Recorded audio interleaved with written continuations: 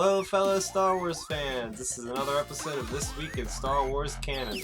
Now every week I tell you guys about all the latest in the Star Wars continuity, ranging from the comics, to the TV series, to the novels, and to the video games. And this week it was really busy in the world of Star Wars Canon. First off, I want to talk about the new Rebels episode that came out this week, titled The Mystery of Chopper Base. Now before I get into this episode, I'm going to be talking spoilers here, guys. So please make sure you go ahead and watch that episode before you see me talking about it. Alright, so what did I think of The Mystery of Chopper Base? I was pretty disappointed by this episode. Just in general, the last two episodes of Rebels have not been the greatest for me, especially coming off of Shroud of Darkness with all the revelations that was in that episode. Now, going to the Chopper-centric episode, which I liked actually more than this episode. But anyway, getting into it, the plot of The Mystery of Chopper Base, there's not really that great of a mystery, in honest opinion. They just settle on this planet that's unnamed, and they find out that it has primitive life forms that don't want the rebels to be on there. So basically, the rebels are just trying to make it safe for them to stay on the planet, and that's basically the entire episode. Nothing else really astounding actually happens on the episode. So some things I liked about the episode was, first off, the first opening sequence of Canon and Ezra fighting, or just kind of like practicing each other with their lightsabers. I thought that was pretty cool, especially at the end there when Ezra's like, "Oh yeah, I got you," and Kanan's like, "I got you too," and he, nice little backstab to him. But and that was pretty cool, seeing those guys, constantly improving with lightsaber combat. Also, the design of the creatures that were on the planet was pretty cool. The crab-like spider thing, they reminded me of the creatures from Star Wars Knights of the Old Republic. I believe they were called Kinraths. I'm not sure if it looks exactly like them, but it definitely reminded me of them. One of the best quotes from this episode, it was probably, "I wish I had a jetpack" from Sabine. I mean, I'm constantly thinking like, all we need is to give her a jetpack, and it's like, come on. I mean, Jango Fett had one. Obviously, Boba Fett had one. I would be very surprised if, especially after saying that, she doesn't get a jetpack in Season 3. So we'll see. This episode did have a lot of somber, quiet moments between all the mayhem of the Kinrath attack, or at least I call them Kinraths. Kanan saying goodbye to Hera, and they're acting like they're never going to see each other again. Also, Zeb talking with Ezra. I really don't want to see Kanan go, and especially after reading his comics, I really enjoyed the character of Kanan. I don't think he's going to die. I mean, there's a chance that he might, especially since he became a Jedi Knight in Shadow of Darkness. He's kind of come to the end of the road. It almost seems like everything's come and gone full circle with him training Ezra. We shall see. I liked how they featured pretty much the entire crew. Well, Chopper didn't do much, but everybody else in this huge action sequence in the cave there with the creatures. Even Rex got in there, so that was really fun seeing Rex, dual wielding his pistols just like he did in the Clone Wars. Really fun. And also, one final thing is Ezra finding out his limitations in the Force. He's, throughout the season, there's been a lot of creatures that he's been able to tame using the Force. So it was kind of nice seeing that he wasn't able to actually tame those creatures. So that's the things I liked in the episode. Things I didn't like was, first off, this is another creature episode. Just kind of like the episode is reminding me of the episode from Season 1 where Sabine and Hera get stuck on that mining asteroid installation with all those forget whatever they're called, Fear Knocks they were called. It reminds me of that. There's just not much plot going on rather than just killing a bunch of these things. Also, they basically go into that cave to get Rex and the soldier Dicer, the pilot girl that set the sensor down. So did they just completely forget about Dicer because they go get Rex and it's like, alright, we're good, let's go. It's like they didn't even waste a breath on Dicer.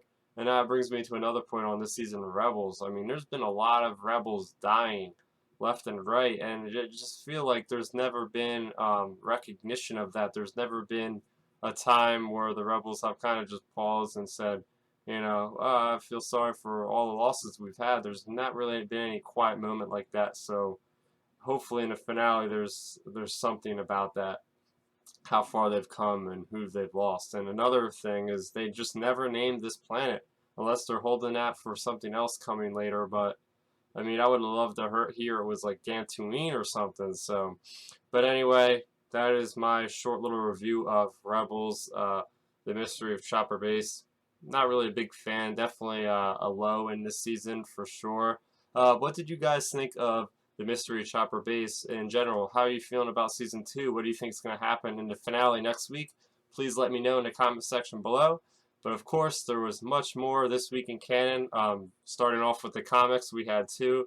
Obi-Wan and Anakin #3. This is a great comic. So basically what's happening is there's been, on Cornelian 4, there's been a distress call, and Obi-Wan and Anakin go there to figure out what it was.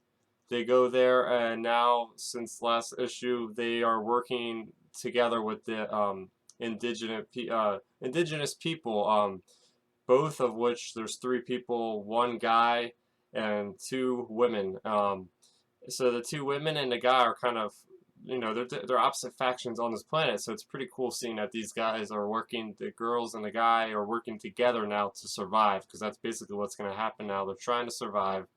So they're just getting to the this one safe spot, I guess, and they're traveling on an airship. And at the same time, what I really like about the Obi-Wan and Anakin miniseries is that at the same time of this plot on Carnelian 4, there's also a plot going on Coruscant between Palpatine and Anakin, and it's just super interesting seeing how at this point in this story they go to a cantina all the way down in the undercity of Coruscant, very seedy individuals, and Palpatine's explaining about corruption and politics, and he's trying to goad more information about the Jedi out of Anakin, and kind of making Anakin think about, what it is that he really wants with the Jedi, and all that. So I find that extremely interesting. So going back to the to the more modern time on Carnelian 4, basically the story ends with the 2 women kind of backstabbing Anakin, almost literally, knocking him out and escaping with them from the airship on the little ship thing, and leaving Obi-Wan and what is his name? Obi-Wan and the other guy, Grecker, to kind of fend for themselves against the onslaught of these beings called Fishers, I think they're called. So it's kind of left off in a huge cliffhanger, really, with Obi-Wan trying to survive and Anakin being knocked out and his lightsaber being thrown out the window of this thing. So who knows what's going to happen.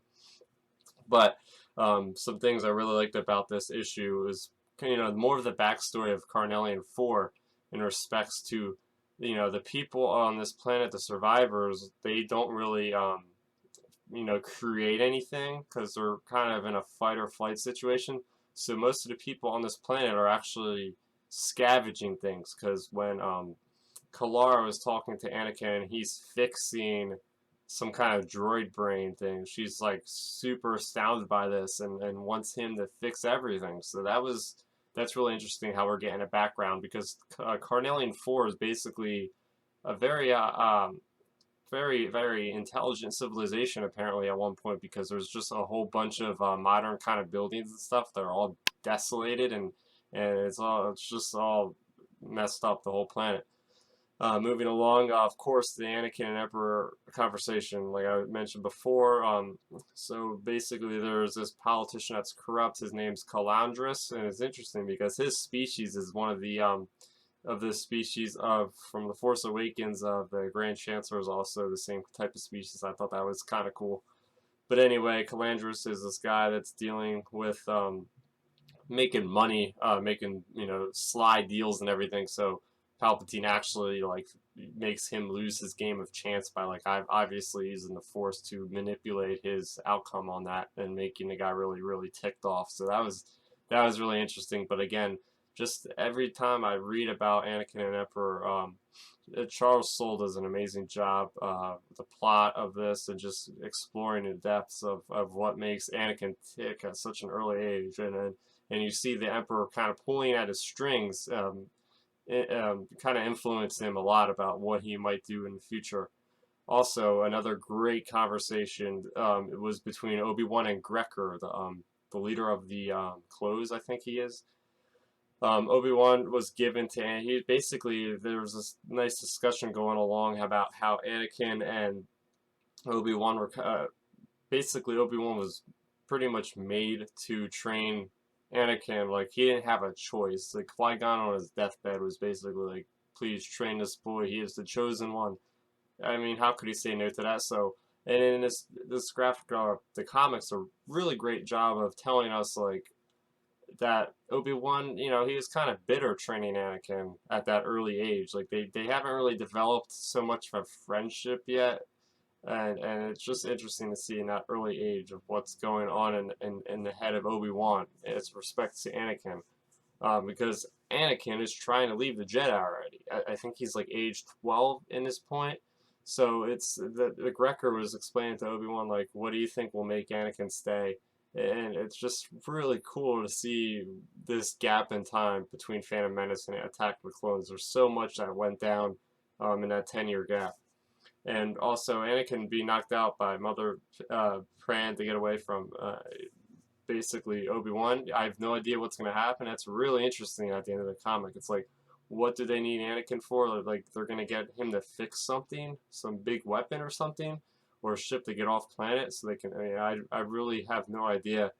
And finally, to close it up on Anakin, Obi-Wan and Anakin #3, the artwork by Mark Cicchetto is just absolutely amazing. His big wide shots, you know, of the scenery of the planet Carnelian 4 are just mesmerizing. So you guys reading Obi-Wan and Anakin, please leave a comment in the comment section below. And we also had Star Wars number 17 this week. So what happened in Star Wars number 12, it's the beginning of a new arc here. So at the end of 12, there's been a prison break. Somebody's infiltrated Sunspot prison to maybe get Aphra. And you have Luke and Han out doing a smuggling mission to make the money back that Han gambled away with a Sabacc game from the Rebels gave him. So it's kind of interesting because there's two separate storylines. You got Han and Luke, and you have Leia with her action going on. So this plot of this goes basically, I'll start off with the Leia and that story. So Leia and I forgot Sana Starros, they're basically their prison being infiltrated by these droids, and this mysterious figure turns out that they eventually let out the prisoners because their mission was there. The mysterious guy, his mission was to pretty much go in and eradicate all the prisoners. We don't know what faction he's from or anything really about him yet.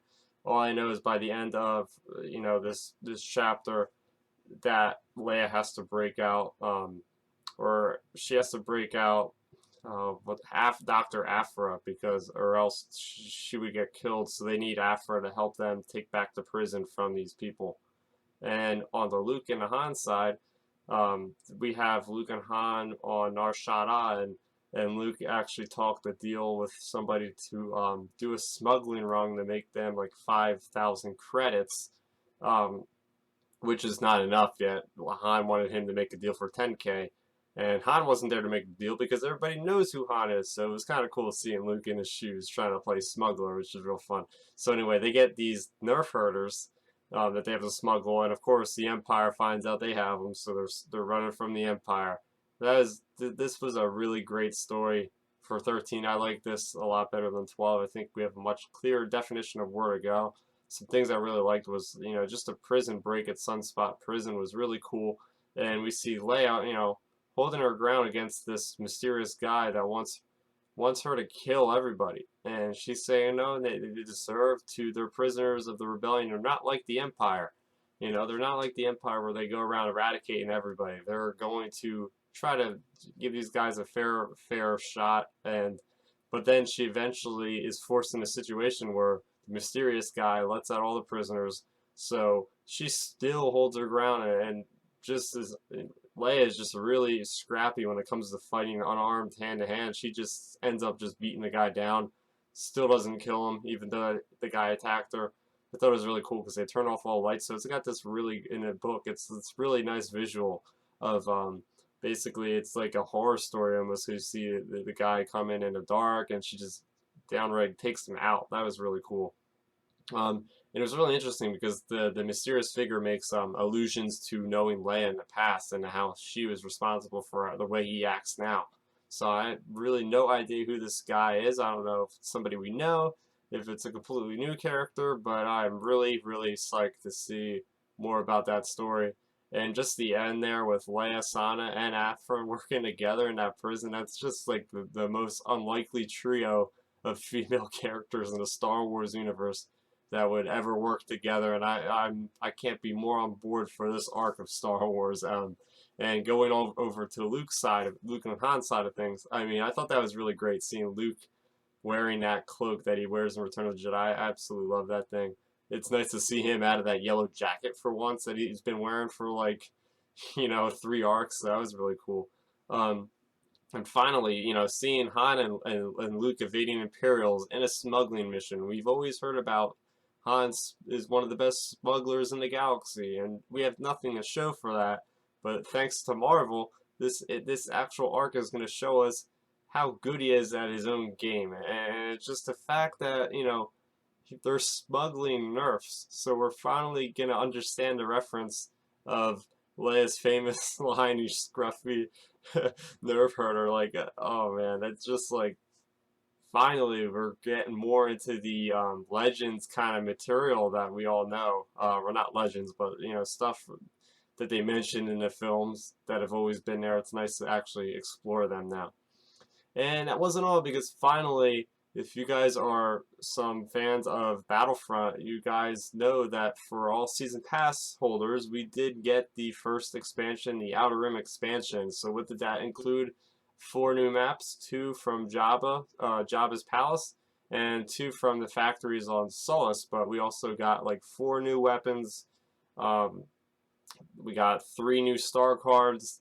We got Greedo and Nien Nunb as playable heroes, and a new mode called Extraction, as well as a new kind of way to get weapons and perks, or weapons and star cards, called Hut Contracts. I actually played a fair amount, probably about 2 or 3 hours worth of the game since the new expansion. It's really fun. I mean, EA, DICE is really great with their detail on the maps, obviously, because the original maps that came out with Battlefront are amazing. And not to mention, they came out with like 2 or 3 maps now since that were free, as free updates. They had a Hoth map at nighttime and a blizzard, which really looks cool, as well as this map called, I think it's like Survivors of Endor, obviously on Endor, and it's basically the aftermath of the whole Death Star battle, and the forest is in flames, and there's cinders, and there's AT-ATs downed, and TIE fighters. You gotta check it out. I'm just a little bit disappointed about the expansion content. Mainly, not really. The one gripe I have is there wasn't any 40-man player capped maps. They're all smaller maps. I don't know why they couldn't at least throw in like 1 of each. Maybe one Jabba's map was big, and then throw in another big Sullust map and have a smaller one from each. I really don't know, but it's really fun. Nien Nunb is great to play as. He throws turrets down. Greedo is more of just like a he can mark like multiple guys and shoot them within real quick succession. But if you haven't, definitely check that out. I think it's going to be available to everybody that doesn't have Season Pass on like April 5th or something like that. But that is basically going to wrap up this week, and this week in Star Wars canon. Guys, just let me know in the comment section below what you thought about this episode, things that you would improve on this episode. I like all the feedback, so please give it to me. Also, hit that thumbs up if you like the video. Please hit that little subscriber button if you want to subscribe to my channel. If you subscribe to my channel, you'll also find videos such as my video review of Star Wars Battlefront. With that, you can follow me on Twitter at StarRaptor, as well as like my Facebook page at StarRaptor. Thanks for watching, and may the Force be with you.